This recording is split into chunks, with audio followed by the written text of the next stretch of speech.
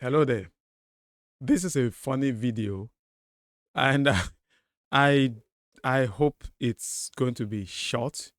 The reason some of the videos get long, particularly when you are playing some clips, is that you don't want to just keep playing the video clips and open yourself up to um, some copyright claims. So we pause and then speak a little and play and pause so that even if they bring up copyright claims against you, you can defend it, you can appeal it, and then win it. So, but I don't want this video to be too long. Um, Muslims, listen attentively. You do claim that you do claim that you worship Allah only. You claim that there's no idol worship in Islam. I find that hilarious, knowing what I know, and the Muslims also know these things. But it's just that they don't think about it. They don't think about what they do. They just claim something. They just say it. Mashallah, we serve Allah only. But they don't think about their practices. They don't think about their utterances. Okay, so here I want to draw your attention to something. When you go to Mecca, in Kaaba, there's a corner. There is a that so let's I'm not going to waste too much time. Let's just play this. So here is a very small boy who went to speak with this sheikh. His name is Sheikh something Menk. Menk. Many Christians have been challenging him, this Menk, and I'm sure that he can't stand up. He can't withstand the firepower. But in this video, a Muslim boy, 10-year-old, came to him and then they started discussing. It was so emotional that the boy wanted to cry, but he managed to gather himself and he continued. And it was that emotional aspect, the crying, his eyes became tearful to some extent. That was what Muslims saw as something big. But the things that the boy said, no, they don't pay attention to anything. It's all about emotion. It's all about sentiment. It's all about head. But the reason, to reason, no, they don't do that. So I'm going to make you pay attention to that. Speak loud. Assalamu alaikum wa rahmatullah. Wa alaikum assalam wa rahmatullah. How old are you? 10. 10. Inshallah, next year you will be 11 by the will of Allah. Inshallah. Did I count right? First of all, did you see that mathematical miracle? The boy said he is 10 and Sheikh Menk said, by God's grace, next year you'll be 11.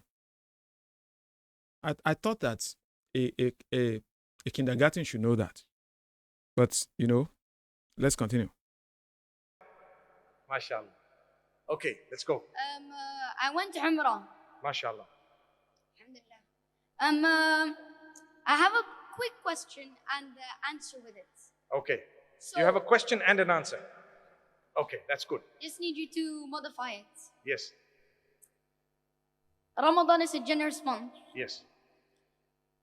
This month has a lot of sacrifices. Allah. Wow. So you see, so what is so moving in that? What is so moving in that? The month of Ramadan has a lot of sacrifice.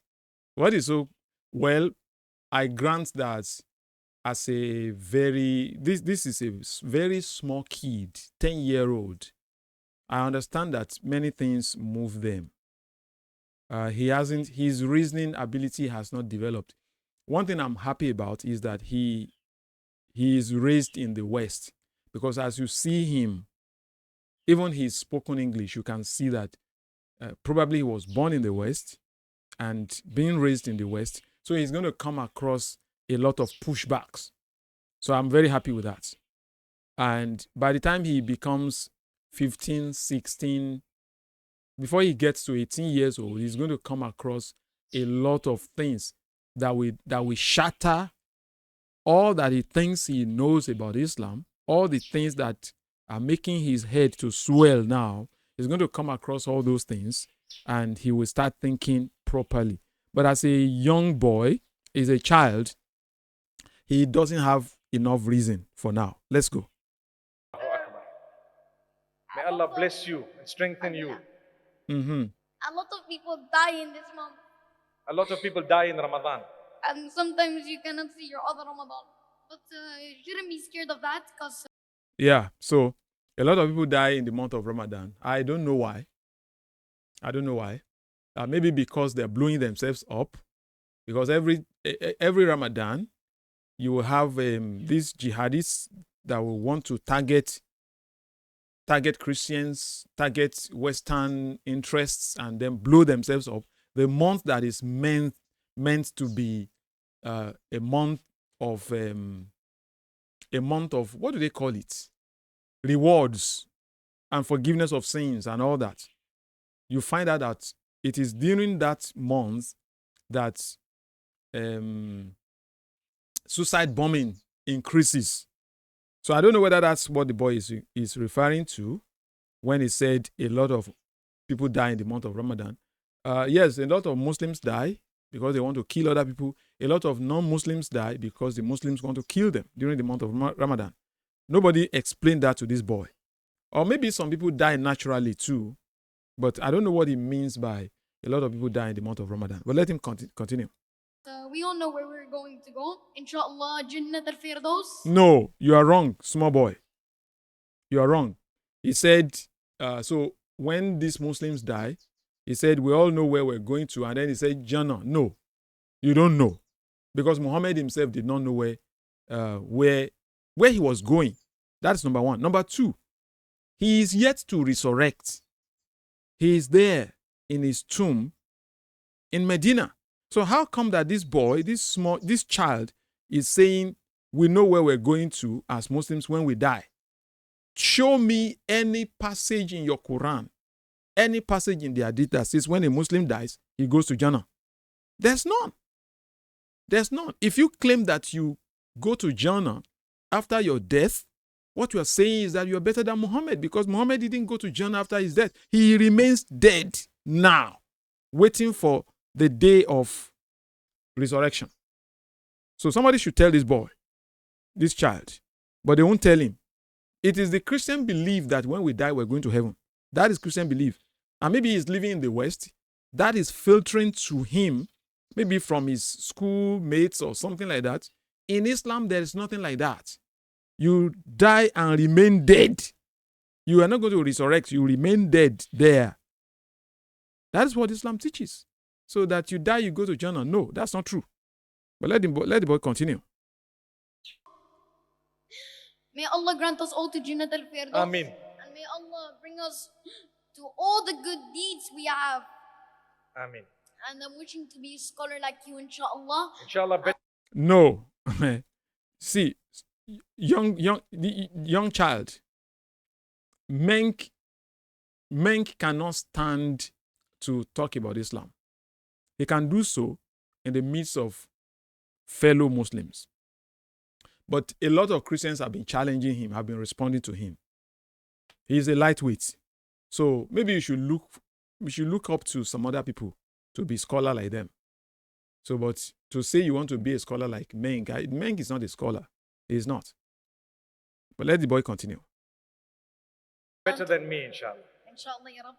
And may Allah give us all zakat. May Allah bring us to the best we can, inshallah, to our best modify. Ameen. And a lot of people stand up for you, Mufti Menk. And a lot of people are... By the way, look at the back of that boy. There's another small boy. I don't know whether that one was also waiting in line. Let me back up a little. Yeah, this one.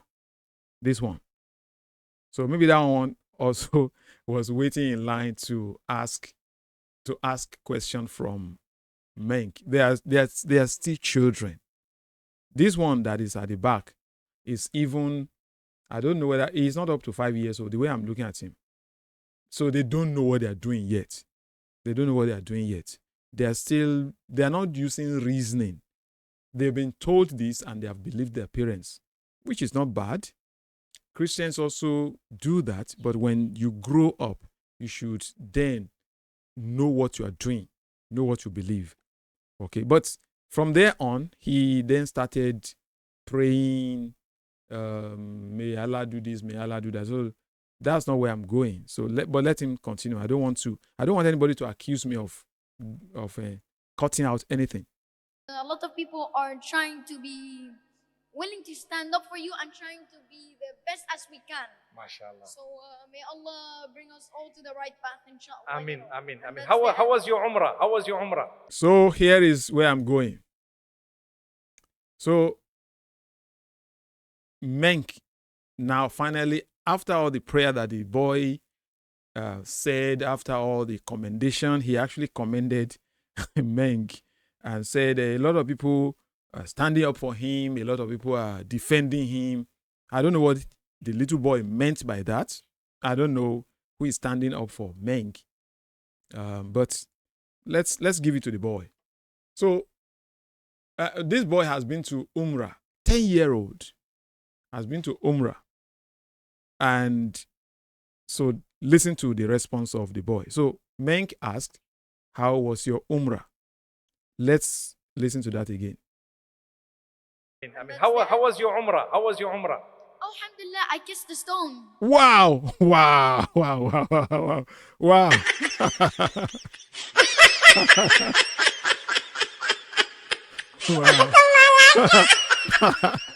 Oh.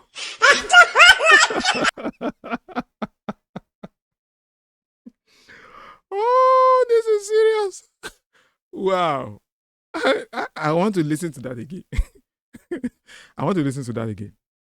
I want to listen to it again. So, sorry, everybody. Let's. I mean, how was your Umrah? How was your Umrah? Alhamdulillah, I kissed the stone. Oh, you kissed the stone. You're so fortunate. I was in Umrah last week, and trust me, the whole week, and I did not manage to kiss the stone. Oh, wow. Another laughter.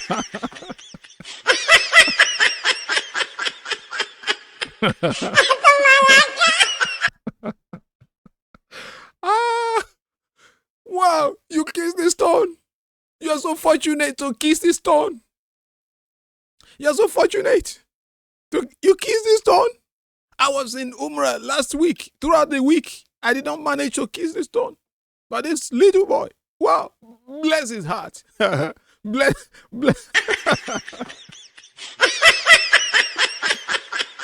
Bless his heart.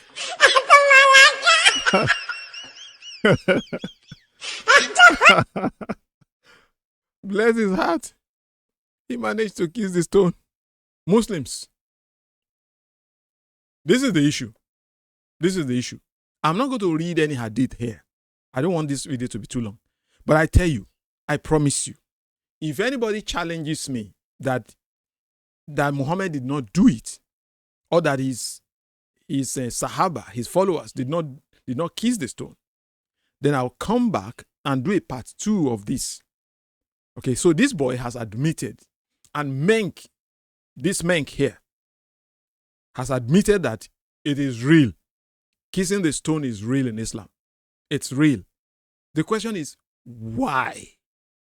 Why? If anybody puts down a stone somewhere and they're kissing, they're kissing it, they're smooching the stone, what would you have said? What would you have said as a Muslim? You would say they are idol worshippers, right? What is the significance of kissing the stone in your religion? I know one of the hadiths that claims that this black stone actually erases sin. So who erases sin? Is it Allah or the black stone? Who erases sin? And if you say, well, I don't know the explanation you give, but tell me, who actually erases? Who forgives sin? Is it Allah or the black stone? And so why do you have to kiss? Why do you have to kiss the stone? There are videos. There are videos of Muslims kissing the stone, touching it, rubbing all kind. So imagine.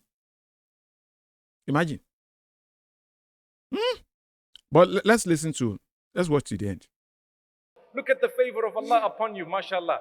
Okay, so the favor of Allah is kissing the stone. Just think about that. Why would that be the favor of Allah? Why? Kissing the stone is the favor of Allah. Do you understand what favor means? Menk? Look at the favor of Allah upon you. You were so fortunate to be able to kiss the stone. What kind of religion is this? What kind of religion? But let the boy finish. It's the Yemeni corner. I touched Mashallah. Kaaba wall. Allah. Wow. So he also kissed the Yemeni corner. This is great. This is the favor of Allah subhanahu wa ta'ala. Bless you. And Wow, I'm happy mashallah. now, inshallah. May Allah bless you and He's happy. He's happy now. You know, being able to kiss the stone and discussing that with the sheikh. The boy, the poor child is happy now. And I think we have vindicated.